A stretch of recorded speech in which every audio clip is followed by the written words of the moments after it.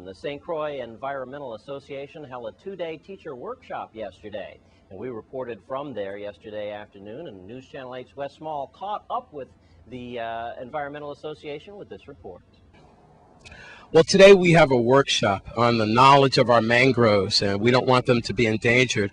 I'm here now with Vanessa, then we have Lisa, and then we have Michelle. And we have some faculty members out here. As they become more aware, they could tell the children, and the students kind of tell the parents, and it all goes around in an ecological circle. So Vanessa, tell us what it's all about, what St. Croix Environmental is trying to achieve today.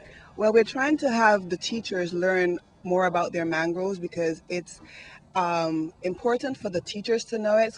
Then they can pass it on to the students can pass it on to the parents, as you said, and then in that way we can start to protect what we have here, the mangroves, which are protecting us on our island.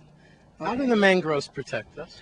The mangroves act as silt catchers, which when we're developing our island, we don't always think of how we're impacting our island at the moment we're building, and all that silt runs down whenever it rains, and the mangrove roots catch that silt. It's like a giant filter. Basically, exactly. All right, what do you have to add about that, Lisa?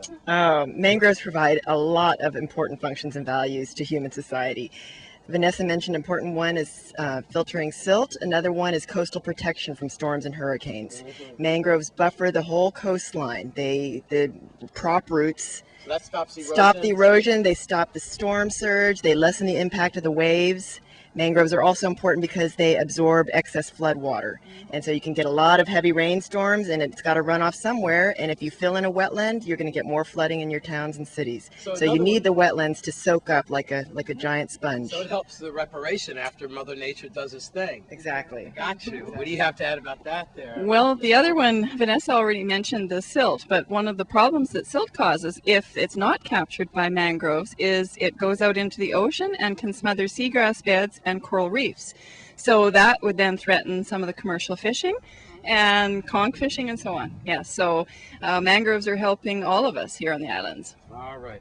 Well, before we wrap this up then, Vanessa, what can we do as visitors here in Gallows Bay and all around our wetlands and so forth? Because this is a very popular area on the weekends. People fish here and they cook here and they party here and everything. I know we shouldn't litter. That's absolute. What are some other things we should be careful of? We should be mindful of when we're trekking through the mangroves. We shouldn't be cutting them down. Like, we have a lot of destruction right in here. We have mangroves that are struggling to get back after the hurricane, and people are coming in and just hacking them apart.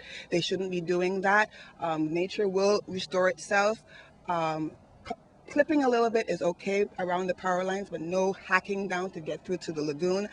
They need to realize that the young propagules under them, they need to grow up, so constantly walking over them and treading over them are destroying them. So if we're going to have the mangroves around for our kids and our kids' kids, we need to make sure we preserve these and make sure the information is passed on.